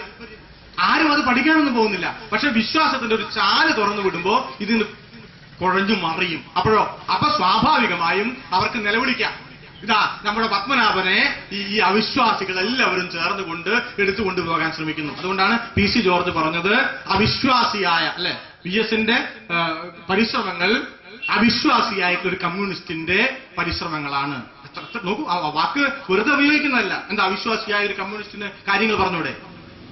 വിശ്വാസിയായ ഒരു കള്ളന് എന്തും ചെയ്യാമെങ്കിൽ അവിശ്വാസിയായ ഒരു കമ്മ്യൂണിസ്റ്റിന് കാര്യങ്ങൾ പറയാൻ കഴിയുകയില്ല എന്നൊരവസ്ഥയിലേക്ക് എങ്ങനെയാണ് കേരളത്തിന്റെ സാംസ്കാരിക പരിസരം മാറിയത് എന്ന് ആലോചിക്കേണ്ടതാണ്. അതിന്റെ കാര്യം ഇതാണ്, ഈ ചാലിങ്ങട് കീറുക. അപ്പൊ നമ്മൾ എന്താ ചെയ്യേണ്ടത്? നമ്മൾ സാധാരണ ചെയ്യാറുള്ളത് ഇതൊരു പുലിവാല് പിടിച്ച കാര്യമാണ്, കാരണം ഇങ്ങനെ വിശ്വാസത്തുമ്പിൽ തൊട്ട് കളിക്കണ്ട, അതുകൊണ്ട് മാറിപ്പോകാം എന്നുള്ളതാണ്. അങ്ങനെ ആരെങ്കിലും കരുതുകയാണെങ്കിൽ അത് വർഗീയതയുടെ വളർച്ചയ്ക്കുള്ള പരോക്ഷമായ ഒരു സഹായം ചെയ്യലായിരിക്കും എന്ന് തിരിച്ചറിയേണ്ടതാണ്. അതുകൊണ്ട് സാമൂഹ്യ ജീവിതത്തിൽ, നിത്യജീവിതത്തിൽ, രാഷ്ട്രീയ ജീവിതത്തിൽ മതത്തെ നേർക്കുനേരെ നിർത്തി അഭിസംബോധന ചെയ്യാൻ നാം തയ്യാറാവണം. മതത്തെ നേർക്കുനേരെ നിർത്തി അഭിസംബോധന ചെയ്യുക എന്നതിന്റെ അർത്ഥം മതത്തെ തെറി വിളിക്കുക എന്നുള്ളതല്ല, മതത്തെ തകർക്കാനുള്ള ആഹ്വാനങ്ങൾ നടത്തുക എന്നുള്ളതല്ല. മതവിശ്വാസികളോട് നടത്തുന്ന അഭ്യർത്ഥന, നിങ്ങൾ വിശ്വാസത്തെയും വർഗീയതയെയും രണ്ടായി കാണണം എന്നുള്ളതാണ്. വർഗീയതയെ അതിന്റെ പാട്ടിന് വിടാനും വിശ്വാസത്തെ ആ വർഗീയവാദിയിൽ നിന്ന് സംരക്ഷിക്കാനും നല്ല മതവിശ്വാസിക്ക് ബാധ്യതയുണ്ട്, ചുമതലയുണ്ട് എന്നവരെ ഓർമ്മപ്പെടുത്തലാണ്. അങ്ങനെ ചെയ്യണമെങ്കിൽ ഞാൻ നേരത്തെ സൂചിപ്പിച്ചതുപോലെ മതത്തിനുള്ള രണ്ടറകളായിട്ടുള്ള സംസ്കാരത്തെയും വിശ്വാസത്തെയും അതിന്റെ ഇടയിൽ നമ്മളൊരു പാലം കെട്ടണം. അത് എളുപ്പമല്ല. ഇതിനെ രണ്ടിനെയും രണ്ടായി കാണാൻ ജനങ്ങളെ പരിശീലിപ്പിക്കണം. എന്തിനാണ് അങ്ങനെ പരിശീലിപ്പിക്കുന്നത് എന്ന് ചോദിച്ചാൽ, സംസ്കാരത്തിൽ നിന്ന് മോചിപ്പിക്കപ്പെട്ടാൽ ജനങ്ങളുടെ വിശ്വാസവുമായി നിങ്ങൾക്ക് സംവദിക്കാൻ സാധിക്കും, അല്ലെങ്കിൽ സാധിക്കില്ല. എന്തുകൊണ്ടാണ് MT വാസുദേവൻ നായർക്ക് 50 കൊല്ലം മുമ്പേ നിർമാല്യം സിനിമ ഇറക്കാൻ സാധിച്ചത് എന്നതിന്റെ വളരെ ലളിതമായിട്ടുള്ള ഉത്തരം, 50 കൊല്ലം മുമ്പത്തെ കേരളീയ സാമൂഹ്യ ജീവിതത്തിന്റെ ഒരു പ്രത്യേകത, സംസ്കാരത്തിൽ നിന്ന് വിമോചിപ്പിക്കപ്പെട്ട ഒരു വിശ്വാസമായി നിലകൊള്ളുന്ന ഒരു മതമാണ്, ഹിന്ദു മതമാണ് അന്നുണ്ടായിരുന്നത് എന്നുള്ളത് കൊണ്ടാണ്. എന്തുകൊണ്ടാണ് ഇന്ന് അത്തരമൊരു ചെറിയ ഉദ്യമം പോലും കേരളത്തിൽ വലിയ കോലാഹലങ്ങളായി മാറുന്നത്, വലിയ വിവാദങ്ങളായി മാറുന്നത്, വലിയ ജനവിരുദ്ധതയായി പ്രചരിപ്പിക്കപ്പെടുന്നത് എന്നതിന്റെ ഉത്തരം, സംസ്കാരത്തിലേക്ക് വർഗീയവാദികളാൽ തുറക്കപ്പെട്ട വിശ്വാസത്തിന്റെ ചാലിലൂടെ ഒഴുകി വരുന്ന ഈ മലിനജലം കൊണ്ട് സംസ്കാരത്തിന്റെയും രാഷ്ട്രീയത്തിന്റെയും മണ്ഡലമാകെ മലീമസമായിരിക്കുന്നു എന്നുള്ളതാണ്. അതുകൊണ്ട് ഇതിനെ വിഭജിക്കാനും സംസ്കാരത്തിൽ നിന്ന് വേർതിരിക്കപ്പെട്ട വിശ്വാസവുമായി സംവദിക്കാനും സാധിക്കാത്തിടത്തോളം കാലം കേരളത്തിൽ ഹിന്ദു വർഗീയതയുടെ സാംസ്കാരിക മേഖലയിലുള്ള മുന്നേറ്റത്തെ തടയുക അസാധ്യമായിരിക്കും എന്ന് നാം മനസ്സിലാക്കണം. അതുകൊണ്ട് സംസ്കാരത്തെയും രാഷ്ട്രീയത്തെയും ചേർത്ത് വെച്ചുകൊണ്ട് അത് തമ്മിൽ ഒരു വിടവുണ്ട് എന്ന് തോന്നിപ്പിക്കാത്ത വിധത്തിൽ, അനുഭവപ്പെടാത്ത വിധത്തിൽ സംസ്കാരത്തിന്റെയും രാഷ്ട്രീയത്തിന്റെയും സമഞ്ജസമായ ഒരു സമ്മേളനത്തിലൂടെ മതനിരപേക്ഷതയുടെ ആശയങ്ങൾ സമൂഹത്തിലേക്ക് എത്തിക്കേണ്ടതുണ്ട്. അതാണ് RSS ചെയ്തത്, അതാണ് ഹിന്ദു പരിവാർ സംഘടനകൾ ചെയ്തത് എന്നുള്ളത് കൊണ്ട് ആ തരത്തിൽ തന്നെ സംസ്കാരത്തിന്റെ മേഖലയിലും മതനിരപേക്ഷതയ്ക്ക് മേൽക്കൈ കിട്ടുന്ന തരത്തിലുള്ള വലിയ പ്രവർത്തനങ്ങൾക്ക്, വലിയ പ്രചരണങ്ങൾക്ക് നാം നേതൃത്വം കൊടുക്കേണ്ടതായിട്ടുണ്ട്. വാസ്തവത്തിൽ ഇന്ന് ജാതി സംഘടനകളും അവ ഉയർത്തിവിടുന്ന ജാതീയതയും കേരളത്തെ ഇത്രമേൽ മലീമസമാക്കാനുള്ള കാരണം കേരളത്തിന്റെ സാമൂഹ്യാന്തരീക്ഷത്തിൽ നിറയുന്നത് മതമല്ല, മതബോധമല്ല, മതാത്മകതയാണ് എന്നുള്ളത് കൊണ്ടാണ്. കേരളത്തിൽ മതബോധമൊന്നും വർദ്ധിക്കണില്ല. അങ്ങനെ കരുതണ്ട. പള്ളിയുടെ എണ്ണം കൂടുന്നു, അമ്പലത്തിന്റെ എണ്ണം കൂടുന്നു, പർദ്ദ ധരിക്കുന്ന ആളുകളുടെ എണ്ണം കൂടുന്നു, ബുർഖ ധരിക്കുന്ന ആളുകളുടെ എണ്ണം കൂടുന്നു, അല്ലെങ്കിൽ ഈ മതത്തിന്റെ ചിഹ്നങ്ങൾ അണിയുന്ന ആളുകളുടെ എണ്ണം കൂടുന്നു എന്നതിന്റെ അർത്ഥം മതബോധം വർദ്ധിക്കുന്നു എന്നല്ല. മതത്തിന്റെ ചിഹ്നങ്ങൾ വർദ്ധിക്കുന്നു. നോക്കൂ, ബുർഖ ധരിക്കണം എന്ന് പറയാൻ ആര് പറഞ്ഞു? ഖുർആൻ പറഞ്ഞിട്ടില്ല, മുഹമ്മദ് നബി പറഞ്ഞിട്ടില്ല. ബുർഖ ധരിക്കണമെന്ന് പറഞ്ഞിട്ടില്ല. സ്ത്രീകൾ മാന്യമായി വസ്ത്രം ധരിക്കണമെന്നേ പറഞ്ഞിട്ടുള്ളൂ. മാന്യമായ വസ്ത്രത്തെ ആരാണ് പർദ്ദയാക്കിയത്, ആരാണ് ബുർഖയാക്കിയത് എന്ന് ആലോചിക്കാനുള്ള ചുമതലയുണ്ട് ഇസ്ലാമിക വിശ്വാസിക്ക്. അത് പറഞ്ഞത് നബിയല്ല, അത് പറഞ്ഞത് ഖുർആനല്ല, അത് പറഞ്ഞത് ശരീഅത്തല്ല, ഹദീസുകൾ പോലുമല്ല. അത് പറഞ്ഞത് ഇസ്ലാമിക മൗലികവാദികളാണ്. 18 വയസ്സിന് താഴെ മുസ്ലിം പെൺകുട്ടികൾക്ക് വിവാഹം കഴിക്കാം എന്നാര് പറഞ്ഞു? മനുഷ്യൻ അടിയിലാവുകയും മതവും അന്ധവിശ്വാസങ്ങളും മതം സൃഷ്ടിക്കുന്ന ജാത്യാചാരങ്ങളും മുകളിലാകുന്നതിന്റെ സൂചനകളാണ്, ലക്ഷണങ്ങളാണ് ഇതെല്ലാം. അത്തരമൊരു സാഹചര്യത്തിൽ തീർച്ചയായും നാം മനസ്സിലാക്കേണ്ട ഒരു കാര്യം, കേരളത്തിൽ വർദ്ധിക്കുന്നത് മതബോധമല്ല, മതചിന്തയല്ല, മതാത്മകതയാണ്. മതാത്മകതയുടെ പ്രത്യേകത അത് ആചാരബദ്ധമാണ് എന്നുള്ളത്. ആചാരങ്ങളാണ്. നോക്കൂ, 108 ആചാരങ്ങൾ ഇങ്ങനെ വന്നുകൊണ്ടേയിരിക്കുകയാണ്. ഇന്നലെ ഇല്ലാത്ത ആചാരം ഇന്ന് വരികയാണ്. 25 റുപ്യ ശത്രു സംഹാര പൂജ വരികയാണ്, അല്ലേ? 25 50 എനിക്കറിയില്ല. നല്ല വിശ്വാസികൾ ആലോചിക്കേണ്ടതാണ്. 25 റുപ്യക്ക് ശത്രു സംഹാരം. ശത്രുവിനെ സംഹരിക്കാൻ 25 രൂപ അമ്പലത്തിൽ കൊടുക്കുക. അപ്പൊ എന്റെ ശത്രു 30 റുപ്യ കൊടുത്താൽ ദൈവം എന്ത് ചെയ്യും? ഇത് ദൈവമല്ല, ഇത് മതമല്ല, ഇത് മതത്തിന്റെ മൂല്യങ്ങളല്ല, ഇതല്ല സനാതനമായ ഹിന്ദു മൂല്യങ്ങൾ. ആചാരബദ്ധമായ അനുഷ്ഠാനങ്ങളിലും ആചാരങ്ങളിലും അധിഷ്ഠിതമായ ഒരു പുതിയ മതത്തെ മുന്നോട്ട് വയ്ക്കുകയാണ്. ഈ മതാത്മകതയുടെ പ്രത്യേകത അത് ആചാരബദ്ധമാണ് എന്നുള്ളതാണ്. മതത്തിലെ ആചാരം എന്ന് പറയുന്നത് ജാത്യാചാരമാണ്. എന്തുകൊണ്ടാണ് NSSും SNDPയും യോഗക്ഷേമ സഭയും അതുപോലെയുള്ള ജാതി സംഘടനകളും 1 നൂറ്റാണ്ട് മുമ്പ് തങ്ങൾ എന്താണോ ചെയ്തത് അതിന്റെ നേർവിപരീതമായ ദിശയിലൂടെ പോയിക്കൊണ്ടിരിക്കുന്നത് എന്ന ആലോചന വളരെ പ്രസക്തമാണ്. കേരളത്തിന്റെ നവോത്ഥാന ചരിത്രത്തിലെ തിളങ്ങുന്ന ഏടുകളിൽ ഒന്നായിരുന്നു SNDPയുടെ ജനനം, NSSന്റെ ജനനം, യോഗക്ഷേമ സഭയുടെ ജനനം. എന്തുകൊണ്ടാണ് 100-120 കൊല്ലം മുമ്പേ SNDP ഉണ്ടായത് എന്ന ചോദ്യത്തിന്റെ ഉത്തരം ഈഴവരായ ആളുകൾക്കെല്ലാം കൂടി സംഘടിച്ച് സംയോജിച്ച് ഒരു MLA ഉണ്ടാക്കാനാകുമോ എന്ന് പരിശോധിക്കാനല്ല. എന്തുകൊണ്ടാണ് NSS ഉണ്ടായത് എന്ന ചോദ്യത്തിന് ഞങ്ങൾ 10 എഞ്ചിനീയറിംഗ് കോളേജ് ഉണ്ടാക്കി, ഒരു ആസ്ഥാന മന്ദിരം ഉണ്ടാക്കി, അവിടെ ഇരുന്ന് വിടുവായിത്തം പറയാൻ ഒരു നേതാവിനെ പ്രതിഷ്ഠിക്കാം എന്ന സ്വപ്നത്തിന്റെ പൂർത്തീകരണമായിരുന്നില്ല NSS എന്ന് പറയുന്നത്. യോഗക്ഷേമ സഭ ഉണ്ടാക്കിയത് നമ്പൂരിയുടെ നമ്പൂരിത്തത്തെ നിലനിർത്താനായിരുന്നില്ല. 60 കൊല്ലം മുമ്പേ പട്ടാമ്പിക്കടുത്തുള്ള ഓങ്ങല്ലൂരിൽ വെച്ച് യോഗക്ഷേമ സഭയുടെ വാർഷിക സമ്മേളനത്തിൽ EMS നടത്തിയിട്ടുള്ള ചരിത്ര പ്രസിദ്ധമായ പ്രസംഗത്തിന്റെ രത്ന ചുരുക്കം എന്ന് പറയുന്നത് നിങ്ങൾ മനുഷ്യനാവണം എന്നുള്ളതായിരുന്നു. യോഗക്ഷേമ സഭയുണ്ടായത് നമ്പൂതിരിയെ നമ്പൂതിരിയായി നിലനിർത്താനല്ല, നമ്പൂതിരിയെ മനുഷ്യനായി പരിവർത്തനം ചെയ്യാനാണ്. ആലോചിച്ച് നോക്കും, 10-70 കൊല്ലം മുമ്പേ കേരളത്തിലെ പ്രാമാണികരായിട്ടുള്ള ബ്രാഹ്മണ ശ്രേഷ്ഠന്മാരോട് അല്ലെങ്കിൽ അങ്ങനെ കരുതിയിരുന്നവരോട് നിങ്ങൾ മനുഷ്യനാകണം എന്ന് ഒരാൾ പറയുമ്പോ അതിന്റെ ഏറ്റവും ലളിതമായ അർത്ഥം നിങ്ങളിപ്പോ മനുഷ്യനല്ല എന്ന് തന്നെയാണ്. അങ്ങനെ പറഞ്ഞില്ല എന്നുള്ളൂ. നിങ്ങൾ മനുഷ്യനാകണം എന്ന് ഞാൻ ഇവിടെ വന്ന് പറയുമ്പോ ഞാൻ ഉദ്ദേശിക്കുക നിങ്ങളിപ്പോ അതല്ല എന്ന് തന്നെയാണ്. നിങ്ങളിപ്പോ എന്താണ്? നിങ്ങളിപ്പോ വെറും ബ്രാഹ്മണനാണ്. അത് ആ മനയാകാം, ഈ മനയാകാം, പൂണിലുണ്ടാവാം, നമ്പൂതിരിയാകാം, നമ്പൂതിരി പാടായിരിക്കും. പക്ഷേ നിങ്ങൾ ബ്രാഹ്മണൻ മാത്രമാണ്, നമ്പൂതിരി മാത്രമാണ്. കേരളത്തിന് ആവശ്യം നമ്പൂതിരിയല്ല, മനുഷ്യനെയാണ്. നമ്പൂതിരിയെ മനുഷ്യനാക്കാനാണ് യോഗക്ഷേമ സഭയുണ്ടായത്. ഈഴവനെ മനുഷ്യനാക്കാനാണ് SNDP ഉണ്ടായത്. നായരെ മനുഷ്യനാക്കാനാണ് NSS ഉണ്ടായത്. നാരായണ ഗുരു തന്നെ പറയുക, മനുഷ്യന് വേണ്ടത് മനുഷ്യത്വമാണ്, മനുഷ്യാണാം മനുഷ്യത്വം എന്നാണ് പറയുക. മനുഷ്യന് വേണ്ടത്, മനുഷ്യന്റെ സത്ത എന്ന് പറയുന്നത്, ഐഡന്റിറ്റി എന്ന് പറയുന്നത് ജാതിയുടെ സത്തയല്ല, ജാതിയുടെ സ്വത്വമല്ല, മനുഷ്യന്റെ സത്തയാണ്, മനുഷ്യന്റെ സ്വത്വമാണ് എന്നുള്ളതാണ്.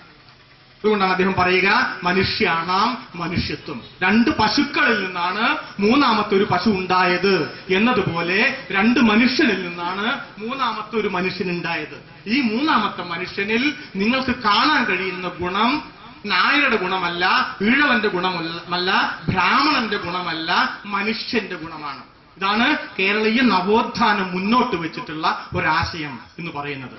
ആ നവോത്ഥാനത്തിന് നേതൃത്വം കൊടുത്ത പ്രസ്ഥാനങ്ങൾ തന്നെ ഒരു നൂറ്റാണ്ട് കഴിഞ്ഞപ്പോഴേക്ക് കേരളത്തിന്റെ പിന്മടക്കത്തിന് ആക്കം കൂട്ടാൻ നേതൃസ്ഥാനത്ത് നിൽക്കുന്നു എന്ന അങ്ങേയറ്റം സങ്കടകരമായ ഒരവസ്ഥയ്ക്ക് മുന്നിലാണ് മലയാളി ഇന്ന് നിൽക്കുന്നത്. ഇന്നത്തെ SNDP, ഇന്നത്തെ NSS, ഇന്നത്തെ യോഗക്ഷേമ സഭ ഒരു നൂറ്റാണ്ട് കാലം മുമ്പ് തങ്ങളുടെ പൂർവികർ എന്താണോ ശ്രമിച്ചത് അതിന് വിപരീതമായി വലിയൊരു പരിശ്രമത്തിലൂടെ മനുഷ്യനായി കയറിപ്പോയ ഈഴവനെ വീണ്ടും ഈഴവനാക്കി മാറ്റാനാണ്. വലിയൊരു പരിശ്രമത്തിലൂടെ തീപിടിച്ച പാതയിലൂടെ മനുഷ്യനായി മാറിയ നായരെ വീണ്ടും നായരാക്കാനാണ്. തീപിടിച്ച പാതയിലൂടെ നടന്നുപോയി മനുഷ്യനായി മാറിയ നമ്പൂതിരിയെ വീണ്ടും നമ്പൂതിരിയായി കുടുമ കെട്ടിച്ച് പൂണോലിടിവിച്ച് ആ ജാത്യാഭിമാനത്തിന്റെ ജാതീയതയുടെ മണ്ഡലത്തിൽ മേഖലയിൽ അഭിരമിക്കുന്ന വെറും ജാതി പണ്ടാരങ്ങളായി മാറ്റാനാണ്. നമുക്ക് വേണ്ടത് ജാതിക്കതീതമായി മനുഷ്യത്വമുള്ള മനുഷ്യൻ എന്ന വലിയ ആശയത്തിന്റെ ഒരു പുഷ്കല കേന്ദ്രമായി മാറുന്ന ഒരാളെയാണ്, അല്ലെങ്കിൽ ഒരാശയത്തെയാണ്. അതാണിപ്പോ തകിടം മറിഞ്ഞു പോയിട്ടുള്ളത് എന്ന് നാം മനസ്സിലാക്കണം. എന്തുകൊണ്ട് ഇങ്ങനെ സംഭവിച്ചു? ഇതാണ് വളരെ പ്രധാനപ്പെട്ട കാര്യം. അങ്ങനെ സംഭവിച്ചു എന്ന് പറഞ്ഞുകൊണ്ടായില്ല, അതുകൂടി പറഞ്ഞുകൊണ്ട് ഞാൻ അവസാനിപ്പിക്കുകയാണ്. എന്തുകൊണ്ടാണ് ഇത്രയും സമ്പന്നമായ ഒരു ചരിത്രമുള്ള ഒരു ഭൂതകാലമുള്ള കേരളത്തിന്, കമ്മ്യൂണിസ്റ്റ് പ്രസ്ഥാനത്തിന് വലിയ വേരോട്ടമുള്ള കേരളത്തിന്, ഇടതുപക്ഷം നൽകിയ ജീവിതം ജീവിക്കുന്ന മനുഷ്യർ തിങ്ങിപ്പാർക്കുന്ന കേരളത്തിന് എന്തുകൊണ്ടാണ് ഇത്തരമൊരു അപജയം സംഭവിച്ചിട്ടുള്ളത്? എന്തുകൊണ്ടാണ് ആധുനിക മലയാളി യുക്തിരാഹിത്യത്തോടുകൂടി ഈ വർഗീയതയുടെയും ജാതീയതയുടെയും മതാത്മകതയുടെയും അത് സൃഷ്ടിച്ചിട്ടുള്ള മനുഷ്യവിരുദ്ധ ആശയങ്ങളുടെയും ഒരു ലോകത്തേക്ക് മടങ്ങിപ്പോകുന്നത് എന്നാലോചിക്കേണ്ടത് കമ്മ്യൂണിസ്റ്റുകാരുടെ ഇക്കാലത്ത് ഏറ്റവും പ്രധാനപ്പെട്ട ഒരു രാഷ്ട്രീയ കടമയാണ് എന്ന് നാം മനസ്സിലാക്കണം. അതിന് 2 കാരണങ്ങളുണ്ട്. ഒന്നാമത്തെ കാരണം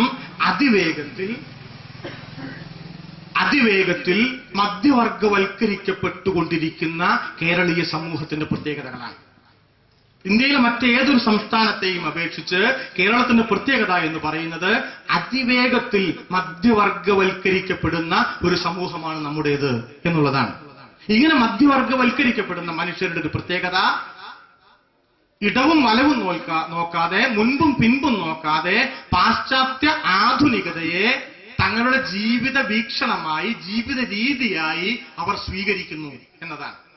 ഒന്നും നോക്കില്ല, ഇതാണ് കേമം എന്ന മട്ടിൽ ഈ പാശ്ചാത്യ ആധുനികതയെ ഇങ്ങോട്ട് സ്വീകരിക്കുകയാണ്. അങ്ങനെ സ്വീകരിക്കുമ്പോഴോ അവരെന്നെ കുഴപ്പത്തിലായിട്ടായിരിക്കുന്നത്. സ്വാഭാവികമായും അതുണ്ടാക്കുന്ന ആ പാശ്ചാത്യ ആധുനികതയുടെ അകംപൊള്ളയായ ഉപരിപ്ലവമായ, അതിന്റെ യഥാർത്ഥം ഒന്ന് മനസ്സിലാക്കിയിട്ടല്ല, അതിന്റെ ഉപരിപ്ലവമായ അംശങ്ങളെ സ്വന്തം ജീവിതത്തിൽ സ്വാംശീകരിക്കുന്നതിന്റെ ഭാഗമായി ഉണ്ടാകുന്ന പ്രശ്നങ്ങളെ, പ്രതിസന്ധികളെ പരിഹരിക്കാൻ അവർ കാണുന്ന ഒരു റെമഡി എന്ന് പറയുന്നത്, ഒരു പ്രതിവിധി എന്ന് പറയുന്നത് പുതിയ ഈ മതാത്മക ബോധത്തിലാണ്. അതുകൊണ്ടാണ് ഈ ആധ്യാത്മിക ക്ലാസുകളിൽ, സ്വാമിമാരുടെ പ്രഭാഷണങ്ങളിൽ, ഗീതാജ്ഞാന യജ്ഞങ്ങളിൽ നിങ്ങൾ പരിശോധിച്ചാൽ കാണാൻ കഴിയും, തൊഴിലുറപ്പ് പണിക്ക് പോകുന്ന ഒരു തൊഴിലാളി അവിടെ കാണാൻ പറ്റില്ല. അത്യാവശ്യം വരുമാനമുള്ള, ജീവിക്കാൻ സാമ്പത്തികമായി മറ്റ് ബുദ്ധിമുട്ടുകളില്ലാത്ത, തരക്കേടില്ലാത്ത ഒരു മധ്യവർഗ ജീവിതം ജീവിക്കുന്ന മനുഷ്യരുടെ ആന്തരികമായ പ്രതിസന്ധിയെ, സ്വത്ത് പ്രശ്നങ്ങൾ ഉൾപ്പെടെയുള്ള ഞാൻ ആരാണ്, എന്താണ്, എവിടുന്ന് വരുന്നു, എന്താണ് ജീവിതത്തിന്റെ അർത്ഥം തുടങ്ങിയിട്ടുള്ള നിരവധിയായ സ്വത്ത് പ്രശ്നങ്ങളെ, പ്രതിസന്ധികളെ പരിഹരിക്കാനുള്ളൊരു മാർഗം ഇതാ ഞങ്ങൾ തുറന്നു വച്ചിരിക്കുന്നു എന്ന മട്ടിൽ രാഷ്ട്രീയമായ ഒരു അജണ്ടയുടെ മുൻപിൽ നിർത്തിക്കൊണ്ട്, ഈ അജണ്ട പിന്നിലായതുകൊണ്ട് അത് പുറത്തുനിന്ന് അനുഭവവേദ്യമാകില്ല. ഹിന്ദു വർഗീയത രാഷ്ട്രീയമായ ഒരു അജണ്ടയുടെ മുൻപിൽ നിർത്തിക്കൊണ്ട് ഈ സാംസ്കാരിക ചിഹ്നങ്ങളെ, ആശയ പരിസരങ്ങളെ മുമ്പോട്ട് വെക്കുമ്പോ അതിനെ ഇങ്ങനെ വാരി വാരി വാരി വാരി പിടിക്കുക, അതിലേക്ക് ആളുകൾ പോകുകയാണ്. അത് അങ്ങനെ വരുമ്പോ പെട്രോളിന് വില 5 രൂപ കൂട്ടിയാലും 10 രൂപ കൂട്ടിയാലും അതിനെതിരായി നടക്കുന്ന ഒരു പ്രതിഷേധ പ്രകടനം വീടിന്റെ തൊട്ടപ്പുറത്ത് നടക്കുമ്പോ അതിലേക്കൊന്ന് തിരിഞ്ഞു നോക്കുക പോലും ചെയ്യാത്ത ഈ ആധുനിക മധ്യവർഗ മലയാളി 150 കിലോമീറ്റർ അപ്പുറത്ത് നടക്കുന്ന സോമയാഗത്തിൽ പങ്കെടുക്കാൻ രാവിലെ 4 മണിക്ക് വീട്ടിൽ നിന്ന് കുളിയും കഴിഞ്ഞ് ഇറങ്ങി പുറപ്പെടും. അതിന്റെ കാരണം ഇതാണ്, ഒന്നാമത്തെ കാരണം.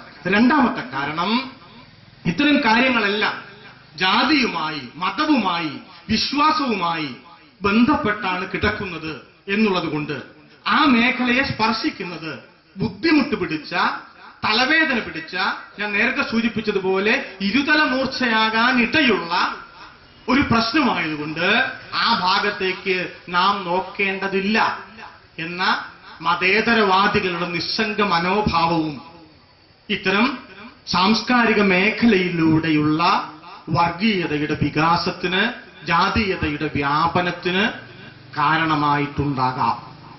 അതുകൊണ്ട് ഞാൻ ആവർത്തിക്കുന്നു, കച്ചവടവൽക്കരിക്കപ്പെട്ട സനാതന മതത്തിന്റെ എല്ലാ മൂല്യങ്ങളെയും എന്നോ വഴിയിൽ ഉപേക്ഷിച്ചു പോയ, വർഗീയവാദികളാൽ പ്രമോട്ട് ചെയ്യപ്പെടുന്ന, സംസ്കാരത്തിന്റെ ചിഹ്നങ്ങളാൽ പൊതിയപ്പെട്ട, മനുഷ്യവിരുദ്ധമായ, ജനവിരുദ്ധമായ, ജനാധിപത്യ വിരുദ്ധമായ ഈ നവമതാത്മകതയുടെ എല്ലാ യുദ്ധഭൂമിയിലും കടന്നു ചെന്ന് നേർക്കുനേരെയുള്ള ആക്രമണം നടത്തുക എന്നുള്ളതാണ് മതനിരപേക്ഷ സമൂഹത്തെ നിലനിർത്താനുള്ള ഒന്നാമത്തെയും രണ്ടാമത്തെയും 100ാമത്തെയും വഴി. നാം അങ്ങനെ ചെയ്തില്ല എങ്കിൽ നമ്മുടെ മക്കൾ ജീവിക്കാൻ പോകുന്ന കേരളം മനുഷ്യർ ജീവിക്കുന്ന കേരളമായിരിക്കില്ല. ഹിന്ദുവുള്ള കേരളമായിരിക്കും, മുസ്ലിമുള്ള കേരളമായിരിക്കും, ക്രിസ്ത്യാനിയുള്ള കേരളമായിരിക്കും, നായരും ഈഴവനും നമ്പൂതിരിയും കത്തോലിക്കനും സുന്നിയും സുറിയാനിയുമുള്ള കേരളമായിരിക്കും. അവിടെ മനുഷ്യർ നന്നേ കുറവായിരിക്കും. നമ്മുടെ മക്കൾ മനുഷ്യരുടെ ഇടയിൽ മനുഷ്യരായി വളരണമെങ്കിൽ മതനിരപേക്ഷത എന്ന ആശയം ഒരു സാമൂഹ്യ യാഥാർത്ഥ്യമായി മാറേണ്ടതുണ്ട്. മതനിരപേക്ഷത ഒരു രാഷ്ട്രീയ മുദ്രാവാക്യം മാത്രമല്ല, അതൊരു സാമൂഹ്യ യാഥാർത്ഥ്യം കൂടിയാണ്. കാരണം മതനിരപേക്ഷത ഇതുപോലെയുള്ള സെമിനാറുകളിൽ നമുക്ക് ഒളിച്ചിരിക്കാനുള്ള ഒരിടമല്ല, ജനാധിപത്യത്തിന്റെ ഇരിപ്പിടമാണ്. ജനാധിപത്യത്തെ സംരക്ഷിക്കാനും മനുഷ്യരായി ജീവിക്കാനും മതനിരപേക്ഷത അനിവാര്യമാണ് എന്നുള്ളതുകൊണ്ട് ആശയം കൊണ്ടും ശരീരം കൊണ്ടും വർഗീയതയെ ചെറുക്കുക എന്ന് മാത്രം ഈ പ്രദേശത്ത് ഉശിരോടെ കമ്മ്യൂണിസ്റ്റായി ജീവിച്ച, ഞാൻ കണ്ടിട്ടില്ലാത്ത, എനിക്ക് നേർക്കുനേർ പരിചയമില്ലാത്ത ഒരു നല്ല സഖാവിന്റെ ഓർമ്മയെ മുൻനിർത്തിക്കൊണ്ട് നിങ്ങളോട് പറയാൻ ശ്രമിച്ചുകൊണ്ട് ഞാൻ എൻ്റെ വാക്കുകൾ അവസാനിപ്പിക്കുന്നു. നമസ്കാരം.